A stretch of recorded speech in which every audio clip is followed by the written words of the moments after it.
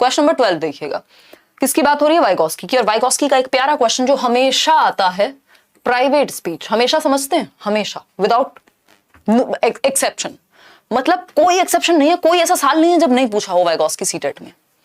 Recent years की अगर हम बात करें तो वाइगॉस्की के सिद्धांत के अनुसार निजी वाक, जब बच्चा खुद से बात करे, निजी संवाद, है ना। निजी संवाद क्या हो सकता है? मैं बात करूं, अरे ये तो कितनी अच्छी है ये बुक, है ना, इसके पेज ऐसे, अच्छा इसकी बोट भी तो बना सकती हूं मैं। तो ये क्या हो गया? ये हो गया निजी संवाद मेरा, मैं खुद से बातें कर रही हूँ, ठीक है ना। कुछ और पकड़ती हूँ, ये मैं दिखा नहीं सकती, ठीक है।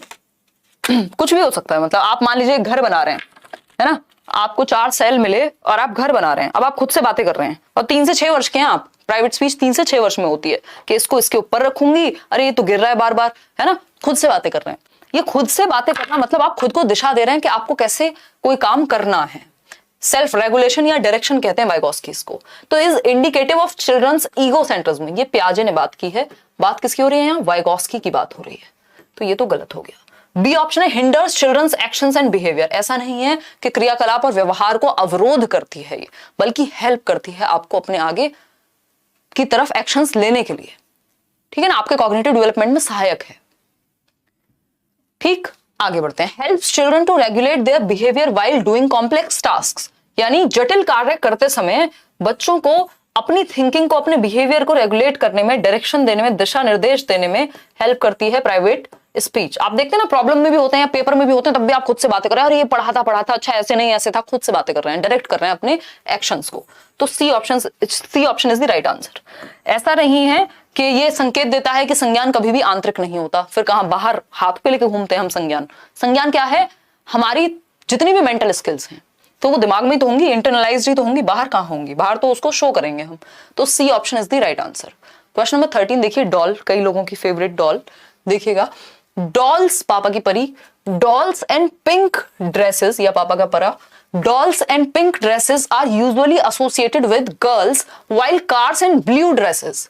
कार्स एंड ब्लू ड्रेसेस, नीले रंग की जो ड्रेसेस हैं और कार्स हैं, are usually associated with boys. ऐसा होता है समाज में, फैक्ट है, रियलिटी है। ठीक, समझिएगा क्या कहा जा रहा है। लड़कियों को गुलाबी कपड़ों और गुड़ियों से जोड़ा जाता है और लड़कों को नीले कपड़े और कारों से जोड़ा जाता है। अगर कोई लड़का गुड़िया से खेलने लगे तो घर वालों के सर में दर्द भी हो सकता है ना। और पिंक कलर अगर पसंद आए उसको तो भी सर में दर्द हो सकता है, ठीक है ना। तो ये जो है जोड़ा जाता है लड़कों को नीले कपड़े और कारों से और गुलाबी कपड़ों और गुड़ियों से जोड़ा जाता है। अब कई लोग कहेंगे ऐसा ही तो होता है, तो नेचुरल बात है ना, लड़कों को तो ऐसे ही कार्स ही तो पसंद होती हैं।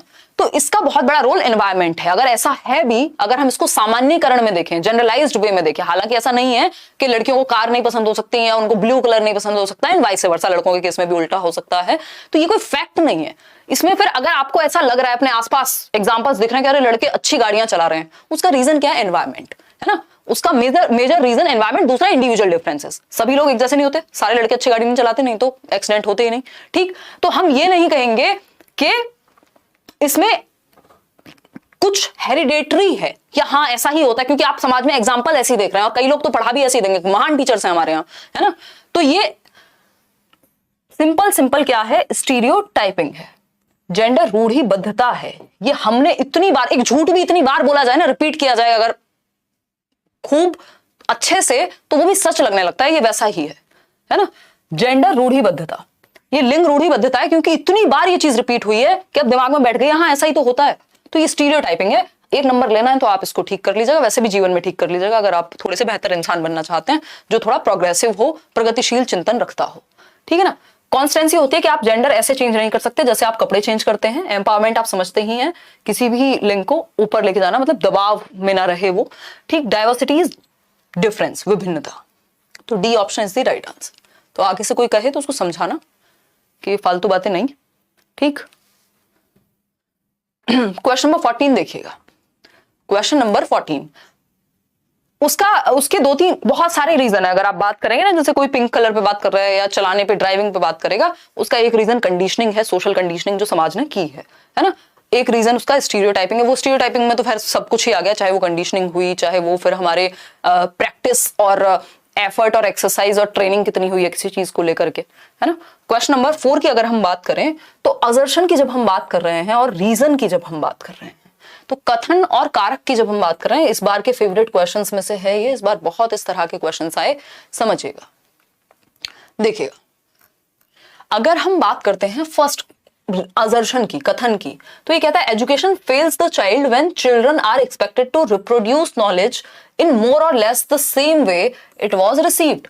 जब एजुकेशन फेल हो जाती है, मतलब हम बच्चे को सिखाने में असमर्थ हो जाते हैं, असफल हो जाते हैं, जब हम उससे ये एक्सपेक्ट करते हैं कि जैसे तुम्हें रटवाया गया है वैसा ही उगल दो, वैसा ही लिख दो, छाप दो कॉपी में, रट लो इसको, ये क्या है, एजुकेशन फेल हो गई।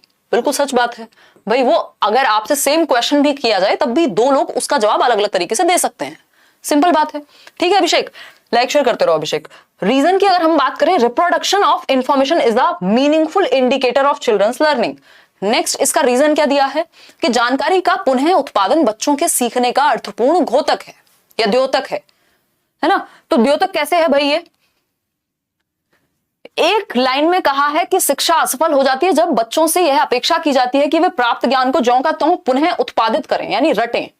तो ये तो ट्रू है भाई, शिक्षा फेल हो गई अगर आप रटने की बात कर रहे हैं। बट इसका रीजन क्या दिया है, इसका रीजन दिया जानकारी का पुनः उत्पादन बच्चों के सीखने का अर्थपूर्ण द्योतक है, यानी मीनिंगफुल लर्निंग है। अगर आप रिप्रोड्यूस कर रहे हैं, अगर आपने कोई नंबर रटा और उसको रिप्रोड्यूस कर दिया, अपना कोई थॉट नहीं लगाया, हालांकि नंबर के केस में तो सेम ही चलेगा, तो आप मीनिंगफुल लर्निंग कर रहे हैं, ये तो फॉल्स है ना, ये तो फॉल्स है। ये तो वैसा हो गया कि मीठा खाना बुरी बात है और खुद बैठ के मिठाई का पूरा भंडार लगा करके बैठे हैं। तो ये रीजन गलत है, इसका पहले वाला सही था। तो हम कहेंगे A is true but R is false, यानी C option is the right answer. ऐसा नहीं हो सकता कि दोनों सही है और रीजन भी सही है, रीजन सही होता तो फिर आंसर ये हो जाता। समझ पा रहे हैं या नहीं बताइएगा, है? तो फिर हमारी मैम ने ऑडी क्यों खरीदी, अब देखो शैलजा दिल पे ले गई है। C option is the right answer, है ना। देखिएगा, अगर हम बात करें क्वेश्चन नंबर 15 की, क्वेश्चन नंबर 15 खरीदी भी और खरीदी का तो पता नहीं, बट हाँ 23-24 हजार चला दी एक साल में, इसका मतलब यूज की है ना, रखने के लिए नहीं खरीदी सिर्फ। देखिएगा, अगर हम बात करें दिल्ली में, what is the role of teacher and students in constructivist classroom. अगर हम बात करते हैं कि टीचर और स्टूडेंट्स का रोल क्या है संरचनावादी कक्षा में अध्यापक और छात्रों की भूमिका की जब हम बात कर रहे हैं, बताइएगा। पहला ऑप्शन है both students and teachers are passive. भैया कंस्ट्रक्टिविस्ट क्लासरूम में बच्चे का एक्टिव होना जरूरी है। Students are active but teachers are passive, क्यों? दोनों ही एक्टिव होकर के एनवायरनमेंट क्रिएट करेंगे, टीचर को पैसिव क्यों करना है? Both teacher and student are active, अध्यापक और छात्र दोनों ही क्रियाशील होते हैं, तभी तो रचनावादी कक्षा है ना, वो जहां एक्टिविटी हो रही है। टीचर इज एक्टिव बट बच्चे पैसिव हैं, ऐसा कुछ नहीं है। C option is the right answer. Question number 16 देखिएगा, क्वेश्चन नंबर 16 देखिएगा। अगर हम बात करें क्वेश्चन नंबर 16 की, how can a teacher create an inclusive environment for learners from different caste groups in classroom, यानी एक कक्षा में अध्यापिका भिन्न जातियों के समूह वाले अधिगमकर्ताओं के लिए समावेशी वातावरण की रचना कैसे कर सकती है, बताइएगा। एक कक्षा में अध्यापिका भिन्न जाति, यानी डिफरेंट बच्चे हैं, अलग अलग जाति और समूह से आने वाले बच्चे हैं, डाइवर्सिटी है, तो उनको समावेशी शिक्षा या समावेशी वातावरण, यानी सभी के लिए वेलकमिंग वातावरण, जहां सभी का स्वागत हो, सभी को इंक्लूड किया जा सके, एजुकेशन फॉर ऑल। ठीक है, पहला ऑप्शन है by reflecting on her own stereotypes and beliefs that constraint learning experiences of children, यानी अपनी उन अवधारणाओं और पूर्वाग्रहों पर चिंतन करना कि जो बच्चों के शैक्षिक अनुभव को सीमित करते हैं। समझ पा रहे हैं इस बात को भाई? एज अ टीचर अभी मैंने एग्जांपल दिया कि कुछ टीचर्स भी स्टीरियोटाइप प्रमोट करते हैं, वो कहेंगे नहीं लड़के ही अच्छी गाड़ी चलाते हैं, है ना। बुद्धू बालक को क्या समझाएं, अपनी उन अवधारणाओं और, है ना, बुद्धू मतलब समझ रहे हो, लिटरली नहीं, अपनी उन अवधारणाओं और पूर्वाग्रहों पर चिंतन करके जो बच्चों के शैक्षिक अनुभवों को सीमित करते हैं। यानी आपको एज अ टीचर, भाई भगवान तो हो नहीं सकते, आप में भी कुछ स्टीरियोटाइप हो सकते हैं, तो उन स्टीरियोटाइप्स पे बट सोचना है ना, अपना जो बिलीफ सिस्टम है उसको क्वेश्चन करना है कि क्या ये सही है, फैक्ट है ये जो मैं बात कर रहा हूं या कर रही हूं। ठीक, तो ये बात तो सही है। इससे क्या होगा, डिफरेंट तरह के लोगों को आप अपने से अलग लोगों को गलत नहीं कहेंगे। ठीक है ना। फिर है B option, include diversity of children's experiences in classroom, यानी कक्षा में बच्चों के अनुभवों की विविधता को सम्मिलित करके, यानी आप डाइवर्सिटी को इंक्लूड कर रहे हो कि डिफरेंट बच्चे हो सकते हैं, उसको वेलकम कर रहे हो, ठीक बात है। Create an institutional ईथॉस that has a strong emphasis on equality. एक ऐसा माहौल बनाइए संस्था में समानता की मूल संस्कृति कि भाई सबको इंसान समझा जा सके, सबको इक्वल समझा जा सके। बात तो सही है, किसी भी जाति समूह से आ रहा हो बच्चा। डी ऑप्शन है या फोर्थ है, encourage children to adapt to existing standard curriculum. ये गलत है, फ्लेक्सिबल करिकुलम चाहिए। मानकीय पाठ्यक्रम तो सभी के लिए एक जैसा होता है, यहाँ डाइवर्सिटी की जरूरत है, यहाँ डिफरेंशिएटेड करिकुलम की जरूरत है। तो फर्स्ट, सेकेंड और थर्ड जो है वो सही है।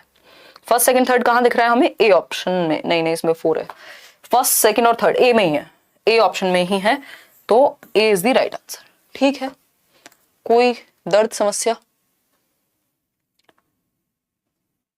हाँ ठीक है, इतनी बात क्लियर है, कोई दिक्कत कोई परेशानी? चलिए आगे बढ़ते हैं।